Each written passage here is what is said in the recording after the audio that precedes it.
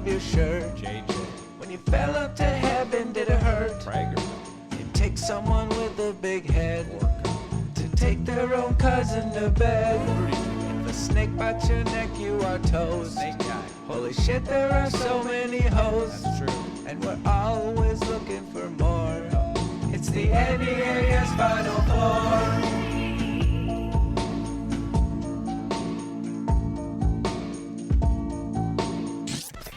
Hey everyone, Mike Huckabee here, but this week you can call me Soupy Sales. I'll explain why in a moment. Welcome to Final Form, and it's my debut on the Big Time Calls. That's right, I made a call to a certain retired politician, and I'm so nervous to see what you all think. The nerves have got me sweating so much, creating a soupy situation in the crack of my ass. Hence the nickname I gave myself earlier, Soupy Sales. Okay, let's kill this intro like my son would do to a dog and move to the segments.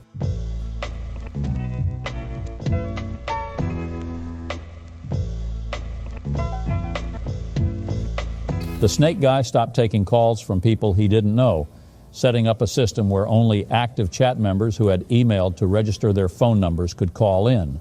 Well, one of the great prank stars spent weeks gaining his trust and then finally called in. We have a phone call there, Charlie? We do.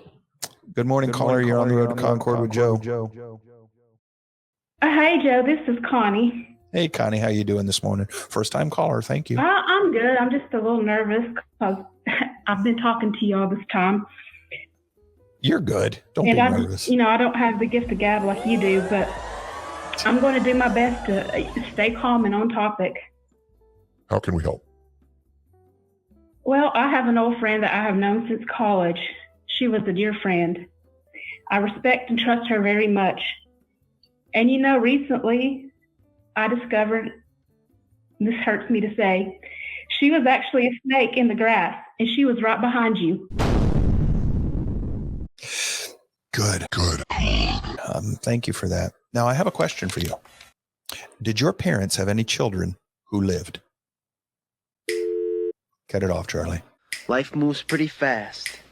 You don't stop and look around once in a while, you could miss it. I knew we'd get one of those.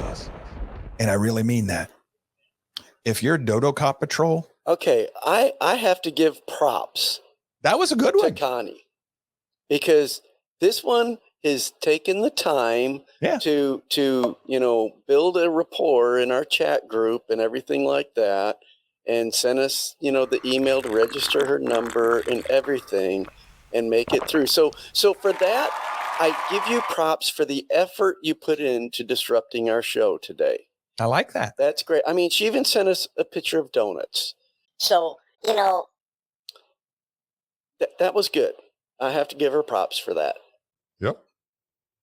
But I still want to know if her parents had any children that lived. Because I don't consider that human. That's not proper human interaction right there. It isn't. It just isn't. And here's the thing. I guarantee you that she sees some justification in what she just did. What she did was totally disingenuous and deceptive. Now, that actually falls right into what you're talking about today. Exactly. How do you live with a person like that? How do we coexist with a person like that? By George Lakoff's own definition, government should kill her. Because government has a duty to protect me from people like her. So by George Lakoff's own definition of government's morality, she should be gone. But then Lakoff would say, well, no, she's probably on the side of empathy.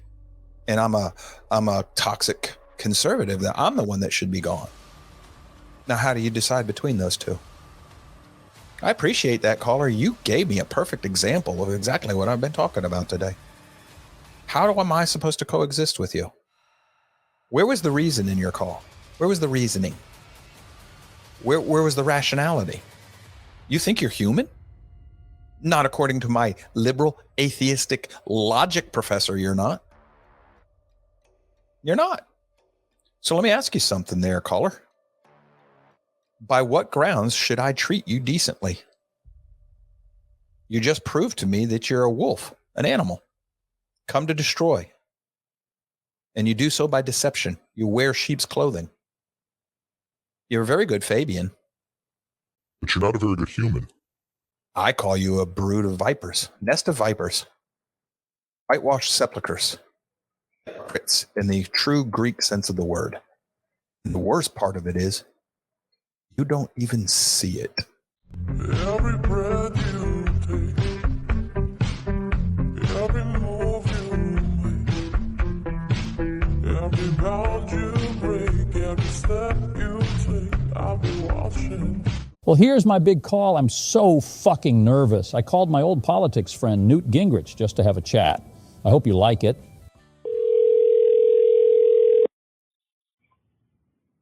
Hello? Hey, Newt, it's Mike Huckabee calling. Do you have a moment? Sure, how are you?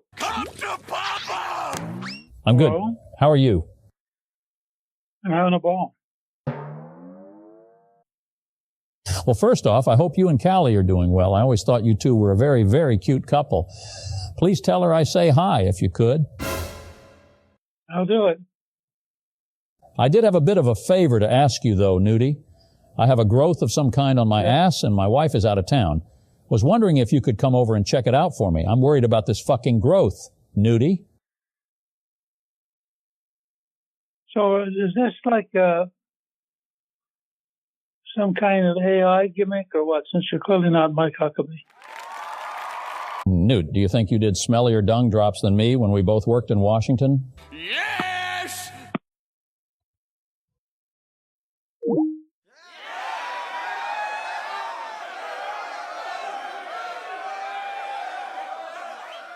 This woman, Beth Majeroni, recently had a clip of her being removed from a public hearing go viral. She is a book banner and classic annoying old lady. She sent Chris some clips to play on their interview, and so he did just that. Hello, everyone. Welcome back to the program. I am your host, Noah Friend, and today we're joined by Beth Majeroni. Is it how do I pronounce that? Macaroni with a J. Majeroni. Majeroni. Macaroni with a J. And she is a retired reading specialist, a founder of Ladies on the Right, and involved in a lot of the fight to ban some of the books in Georgia, right? I'm a founding member of, not the founder, but a founding member of Ladies on the Right. Now, this is a kind of censorship that is important, right? Oh, absolutely. Yes, definitely. And it is very important. I say, I'm a movie guy anyway. So I say, ban them all. As far as I'm concerned, every book, I got no interest in them. I'm not a reader. I'm not somebody who's into reading at all. So I'm more into films. If they started banning films, I would be concerned then. Now, of course, you had a little bit of infamy. A viral clip of you being dragged out of, what was a school board meeting? No, actually, it was I have spoken primarily over the past 2 years at school board meetings almost every month for the past 2 years. So like over 20 times I've spoken there. My demeanor is always professional, fact-based.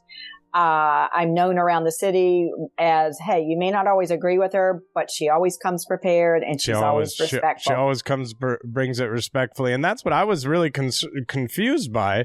Because you sent the clip over to us. I watched it.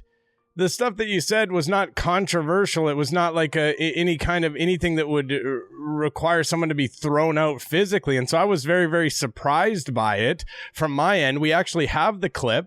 We're going to play a little bit of it for you guys now so you can see for yourselves. I mean, it's very innocuous. I have an important message. My fellow Americanos, we cannot sit by while this continues. The grocery store near my house this is not my voice. This is not my voice. This is the one that you sent to us. It's the clip, but it's got somebody else's voice on it. Hang on a second. Okay. And now I can't eat my little ramen noodles. No, I didn't talk about that. Off of my spoon the way I like. I like to do the slurps and splash some of the spicy. No, we got it. Oh, this is not it, really? Because this is the one that you sent to us. This is the clip that you sent to us. Like we're just playing the clip that you sent to us. Well, play the other clip then, because that's the one of you being dragged out. Yes. Okay, let's try that one. Okay, thank you. Oh, that's a nice headlock, sir. Oh, it's still got the wrong. I mean, you might want to mute the sound, but that will show it. Get your... Because that's not the words that go with it. The words are not accurate. One cup, look. I don't know where those are coming from. But that will give you an idea of what happened. I can fill you in with the details. That's the sound that we got. I mean, let's... that's a nice headlock, sir. No, none of that. It goes... well, you're being put in a headlock. Let's watch the end of the first one here, if we can get a more context. No, but see, that's not my voice. This isn't your voice? Nope. And splash some of the spicy water on the table. But so as far as the ramen, are you a fan of ramen at all? I'm going to get off of this. I'm going to get off. When you do the slurps and you get the spicy water and it sort of sprinkles around on the table. When I slurp them up. That's not my voice. This is terrible. I'm sorry that I've agreed to participate on this interview. I can tell they do. Feel me? Okay, thanks for your time. Okay, so you need some help getting it. D-Craft in the fucking building. Oh, hell fucking yes, I love Crafty. I love his no-nonsense approach to comedy and to life as well. This week he called his favorite show, the Ham Radio Show, to do some ham jokes. Dude, person, white or black, get to the fucking point! Dude, way ahead. Because come on. You drink White Russians? Dude, hey, we got, who's got the honey Dijon mustard? Hey, hold on. The ham. I think it's that comedian I'm that so tries to do the proud. ham jokes. It's on the phone right now, so... Let's yeah, you think? What do you mean you think? Because I hung up on you. I put the phone down because you open up with Dijon mustard. Well, yeah, because that goes well with ham. It does. Yeah. Thank you. It pairs well with ham. I was just about to say, hey, when it comes to getting weed, I love bacon, and when it comes to when I go on a date, I certainly love pork. Ooh. But when it comes to eating, I'm gonna go ham all the way, baby. I love that ham stuff. Yeah. How are you guys though? Oh, not bad. You've actually gotten better. Yeah, really. All he's done is about meat. What do you think about Eddie's face? Is that shirt a reference to COVID, coronavirus? Yes, that's exactly what it is. I thought so. Yeah, comedians. I don't know if everyone catch that, but as a comedian, I catch that, and it's very, very good. What was your name again? Because I don't remember. Touring level stand-up comedian. Yes, my name is Daryl D. Craft. Daryl D. Craft, which is probably is Daryl Craft. That's a D double. Daryl Craft is my name, but D. Craft is my nickname. Huh? One of my nicknames that people give me, sort of, as well as like Killer, Crusher, the Destroyer. Shitty comic. They give you a whole bunch of things. Yeah. Okay. But if I'm such a shitty comic, then why am I opening for Jim Brewer in October in Florida? Because Jim Brewer was probably drunk when he put that in. Up your ass, Eddie. Yeah. No, I'm at the October 7th show in Florida. I'm gonna go there. I have a friend of mine who is a good friends with her, has done shows before with Jim Brewer. That I can easily get in. I literally know Brewer and used to work with him. I'm going to call Brewer after this and ask him why. Well, ask him if you can get me on the shows because I was gonna be showing up there. So wait, by the way, I can't even look at Billy when I do it. Billy always has to be the white knight and go, oh, don't fucking make fun of him. The guy sucks. And they're the only way he's Brewer. The only way he's opening for Brewer is if he opens Brewer a door for us. Yeah. Right? You gotta get him in. Well, hey, but then get material. Shut up. We're talking about you. Be quiet. Shut up, crap. We're talking about you. Don't lose that job at Costco, huh? Legitimately, if he's gonna be a stand-up comic, give me a joke that doesn't end with you going. Give me one joke. You want one without my patented poop ending? Yeah, I don't want any. I want an actual joke. I want a setup, a middle, and a fucking end. This is the perfect one for a certain Mr. Jim Brewer, because you'll remember he had a goat boy character. Just keep that in mind when I do this. Hit the hang up button. Go ahead. All right, here we go. Hey, I was at the zoo the other day at the farm, and I see this cow I'm the cowman. All right, I tried. I can't so believe fucking much. Let him finish. No, I did. I hung up on him. It's so bad. You're gonna tell me I need to sit here. Hold the phone on before we go to break. I tell you. A student of comedy that's sitting here doing this show. He's calling back, by the way. Oh, good. Wait, hold on. I gotta answer. Hello, Kraft. Moo. You gotta finish the joke. And I gotta sit here with a guy doing farm animals. Now that's funny. In his room.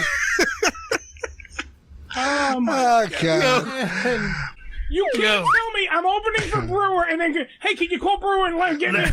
No. Let him tell the joke. No. The shit is funny. Him just trying to tell it. All right, can we move?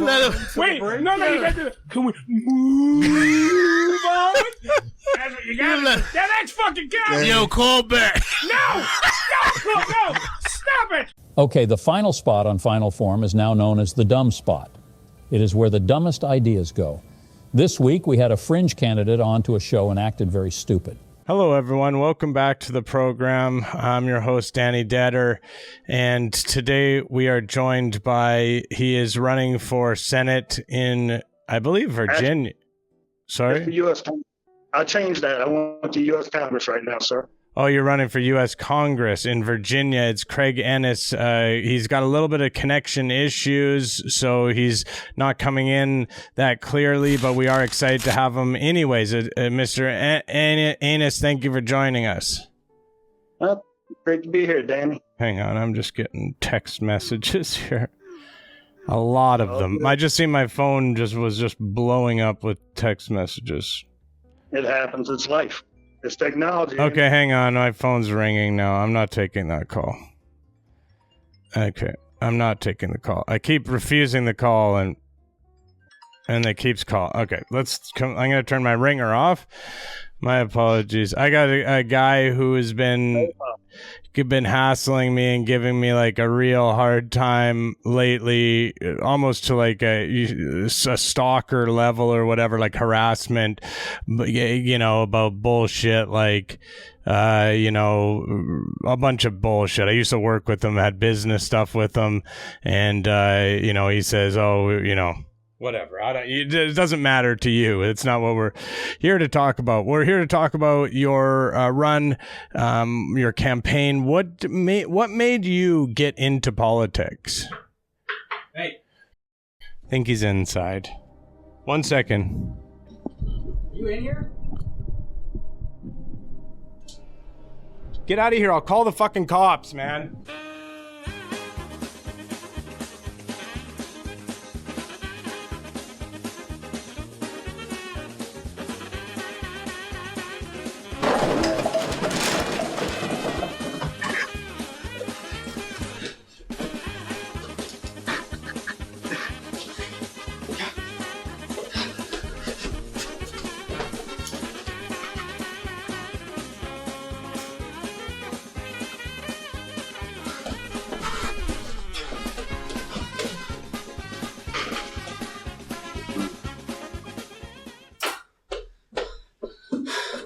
Fuck! Do you have that guy's number? You know where that guy lives? Nope. God damn it! Fuck!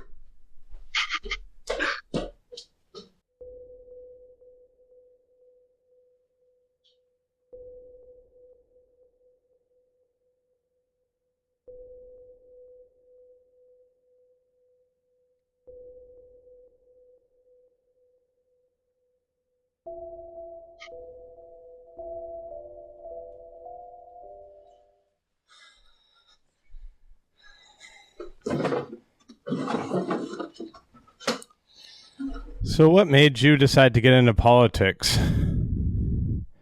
What made me decide to get into politics? Well, I didn't register to vote until 2004. Oh my God! Well, that's the end. I'm finally drying up in and around my crack and taint, but the musk is still there, and I fear that the sweat shit combo has formed sort of a clay-like substance that is now cracking off and falling down my pant legs and eventually out of the bottom of my pant leg. The bonus episode this week is great. Go support the Patreon.